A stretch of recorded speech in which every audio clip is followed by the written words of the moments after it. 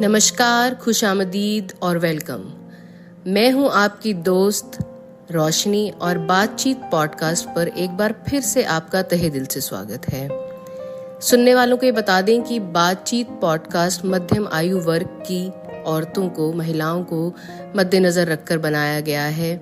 हम इस पॉडकास्ट में उन सभी बातों के बारे में बात करते हैं जो कि हमारी रोजमर्रा की जिंदगी से जुड़ी हुई हैं। आज के पॉडकास्ट में हम लोग बात करने वाले हैं एक बहुत ही गंभीर विषय पर, जो है हमारे एजिंग, वृद्ध होते हुए पेरेंट्स की देखभाल को लेकर। लेकिन इतने गंभीर टॉपिक को शुरू करने से पहले मैं अपने सभी सुनने वालों से एक खुशखबरी शेयर करना चाहती हूँ। वो खुशखबरी मेरे लिए है क्योंकि जैसे मैंने आपको अपने पिछले एपिसोड में बताया था कि मेरे कान के झुमके खो गए थे, जिन्होंने मुझे खूब सताया। सारा दिन मैंने घर का एक एक कोना छान लिया, लेकिन फिर भी नहीं मिले। और जैसे ही रात हुई वो अपने आप मेरे सामने आकर खड़े हो गए। तो चलिए, मेरी वो चिंता तो खत्म हुई और मैंने सोचा क्योंकि मैंने आपके साथ ये पहले शेयर किया था तो क्यों ना मैं बता दूं कि मेरी समस्या का भी समाधान हो गया है। तो दोस्तों, अब बढ़ते हैं आज के एपिसोड की ओर। आज का एपिसोड है हमारे बुजुर्ग होते हुए माता पिता से लेकर। और इसे शुरू करने से पहले मैं सोचती हूँ कि मैं आपके साथ एक ये जुमला शेयर करूँ जो कि मुझे बहुत पसंद है, जो मुझे बहुत ही मोटिवेट करता है, हिम्मत देता है और बहुत ही जायज़ भी है ये। तो ये आप सबने पीकू मूवी देखी है और पीकू में एक सीन आता है जहाँ हमारी जो हीरोइन है दीपिका पादुकोण, वो ये बात कहती हैं कि पेरेंट्स यानी कि हमारे माता पिता एक समय के बाद जब वो बूढ़े होने लगते हैं तो वो जिंदा रहना नहीं चाहते हैं, उन्हें जिंदा रखना पड़ता है। और ये बात मेरे मन को बहुत छू गई। और आज जब मैं उस अवस्था से गुजर रही हूँ, जब मैं उस चरण से गुजर रही हूँ जहाँ मेरे माता पिता बुजुर्ग हैं और मैं देखती हूँ उनमें जिजीविषा दिन ब दिन और कम होती जा रही है, तो इसी बात को मैं बार बार अपने दिमाग में रिवाइंड करती हूँ और सोचती हूँ कि नहीं, ये हम बच्चों की जिम्मेदारी है, ये हमारा दायित्व है कि हम उन्हें जिंदा रखें। तो चलिए आज इसी के बारे में बातचीत करेंगे, क्योंकि मैं जानती हूँ कि मेरे साथ साथ मेरी और बहुत सारी महिलाएं दोस्त ऐसी हैं जो जीवन के इसी फेज से गुजर रही हैं और उन्हीं बातों से रोज रूबरू होती हैं जिनसे मैं होती हूँ। जब हम जाकर अपना नया घर बसाते हैं तो हमारी जिम्मेदारियां भी बदल जाती हैं और हमारा ध्यान भी बढ़ जाता है। अपने माता पिता से ध्यान हटकर, अपने पीहर के परिवार से ध्यान हटकर हमारे ससुराल के परिवार पर आ जाता है। फिर जब हमारे बच्चे होते हैं तो पूरा ध्यान बाकी सब चीज़ों से हटकर सिर्फ उनकी देखभाल, उनकी परवरिश में लग जाता है। और फिर हम लोग बड़ी ही तीव्रता से इस चीज़ का इंतज़ार करते हैं कि कब बच्चे बड़े होंगे और कब हमारी जिम्मेदारियां थोड़ी सिमट जाएंगी। मेरे साथ भी कुछ ऐसा ही हुआ। बच्चे भी बड़े हो गए, साथ में हम भी बड़े हो गए और मेरे मम्मी पापा भी बड़े हो गए।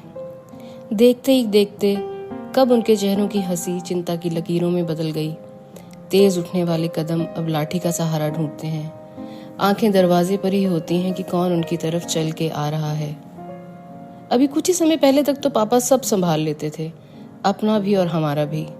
आज उनकी झुकती हुई कमर के साथ मध्यम पड़ती हुई याददाश्त आंखें भर देती हैं। एक फोन कॉल पर मेरे मम्मी पापा ट्रेन पकड़कर पहुंच जाते थे। अपने सामान से ज्यादा हमारी पसंद का सामान, कई तरह के अचार, मट्ठियाँ, मिठाई, पनीर की भुर्जी और बासी पराठों का जायका उनके हाथों के जादू सा था। अब वो कहीं खो सा गया है। थ्योरेटिकली तो ये पता ही था कि एक दिन मम्मी पापा बूढ़े हो जाएंगे, लेकिन रियलिटी में ये कब होगा इसकी कोई तारीख नहीं पता थी, इसलिए इस बारे में ज़्यादा कभी चिंता ही नहीं की। हम महिलाओं की ज़िंदगी का एक लंबा हिस्सा बच्चों, परिवार और पति से रिलेटेड उत्तरदायित्व में निवेश हो जाता है। और जब हमारे बच्चों की पढ़ाई पूरी होती है तो एक तसल्ली सी होती है कि हमारी बड़ी जिम्मेदारी खत्म हो गई। मेरे साथ भी कुछ ऐसा ही हुआ। बच्चों की पढ़ाई पूरी हुई और फिर उनकी नौकरियां शुरू हो गईं। सुबह सवेरे उठ के लंच बॉक्स, यूनिफॉर्म, चोटियां बनाने वाले काम को बोल दिया टाटा बाय बाय। आराम से सुबह की चाय और न्यूज़पेपर या फ़ोन की अभी आदत भी नहीं हुई थी कि मेरी नज़र पड़ी अपने मम्मी पापा की गिरती हुई सेहत पर। हालांकि उन्होंने कभी कुछ कहा नहीं, पर खुद से ही ये एहसास हुआ कि उनका स्वास्थ्य अब हमारी टू डू लिस्ट का हिस्सा बन गया है।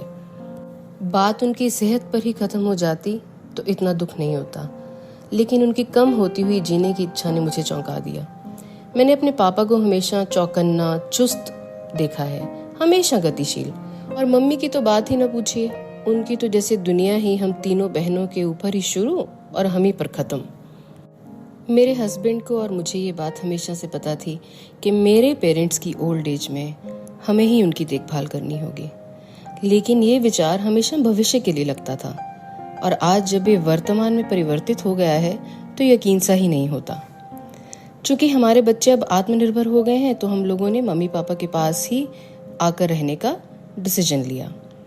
बोलने और सुनने में तो ये बहुत ही साधारण सी बात लगती है, लेकिन जब करा तो बहुत ही मुश्किल लगा, बहुत ही कठिन।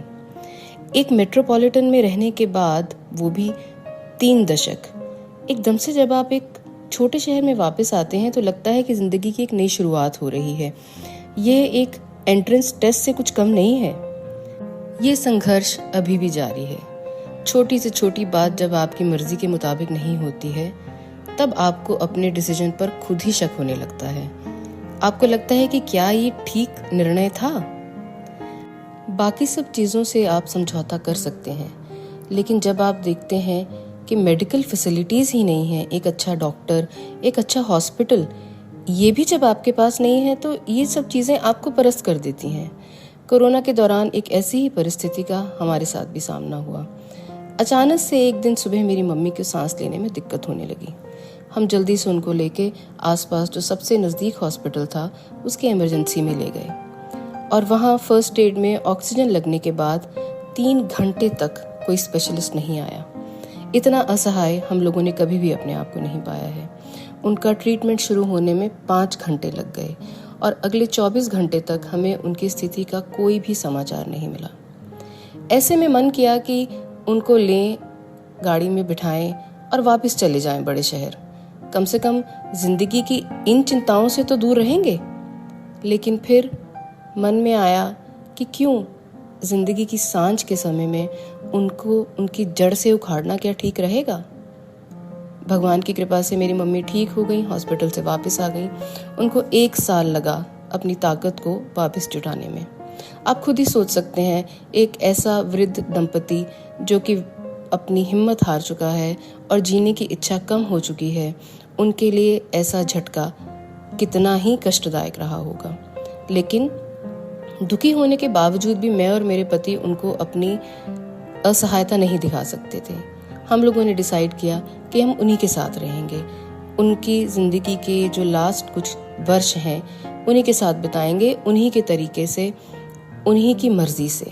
समाज के नियम से हम सभी लोग वाकिफ़ हैं। जब आपकी शादी होती है तो लड़के के माता पिता का ध्यान रखना तो आपकी एक जिम्मेदारी है, जो पहले दिन से ही आपकी झोली में आ गिरती है। लेकिन लड़की के माता पिता का क्या? उनके बारे में कौन सोचता है? और खास करके जब आपको कोई भाई नहीं हो।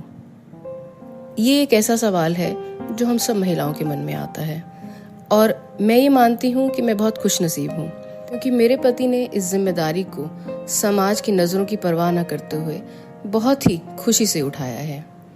आज जो मैं कर पा रही हूँ वो सिर्फ इसलिए क्योंकि मेरे पास उनका साथ है। क्या आपके पास ये साथ है? क्या कोई इसके बारे में आवाज़ उठाएगा? आज भी मेरे पति को बहुत से लोग पूछते हैं, अरे यार तुम तो अपने ससुराल में रहते हो। और उस समय मैं अपने पति की आंखों की तरफ देखती हूँ जिसमें किसी भी तरह की कोई शर्म नहीं है। वो इस चीज़ को अपना सौभाग्य मानते हैं कि उनको मेरे माता पिता की सेवा करने का ये मौका मिला। हम समाज के इन रूढ़िवादी नियमों को एकदम से तो नहीं बदल सकते, लेकिन क्या ऐसी कोशिश करना हमारा फर्ज नहीं है? माता पिता और बूढ़े होते माता पिता सबके एक ही जैसे होते हैं, चाहे वो लड़का हो या लड़की। तो इसके लिए हम सबको इस जिम्मेदारी को उठाना है, आगे बढ़ना है, बिना किसी की परवाह किए हुए। कुछ साल पहले ऐसे ही बातों बातों में मेरी एक बहुत ही करीबी दोस्त ने मुझसे कहा था कि मुझे बुढ़ापे से डर लगता है। ये सुनते ही मेरी हंसी छूट गई थी कि अरे इससे क्या डरना, ये तो सभी के साथ होना है। लेकिन आज मुझे अपने बुढ़ापे से ज़्यादा अपने माँ बाप की बढ़ती उम्र को देख के डर लगता है। ऐसा लगता है कि कभी भी ये इनका हाथ हमारे सर से उठ सकता है। लेकिन चलिए, अब इतनी नेगेटिव बातें ना करते हुए आज का एपिसोड हम इस पॉजिटिव नोट पे ख़त्म करेंगे कि ये जो भगवान ने हमें जिम्मेदारी दी है अपने माता पिता की, अपने आसपास और भी जो वृद्ध लोग हैं उनकी सेवा करने की, उसे हम हंसी खुशी उठाएं, क्योंकि कौन जाने कि जब हम उस जिंदगी के पड़ाव में होंगे तो हमें कौन देखने आएगा। चलिए दोस्तों, मैं हूँ आपकी दोस्त रोशनी और आज का एपिसोड हम इसी नोट पे बंद करेंगे और मिलते हैं अगले एपिसोड में। तब तक जुड़े रहिए।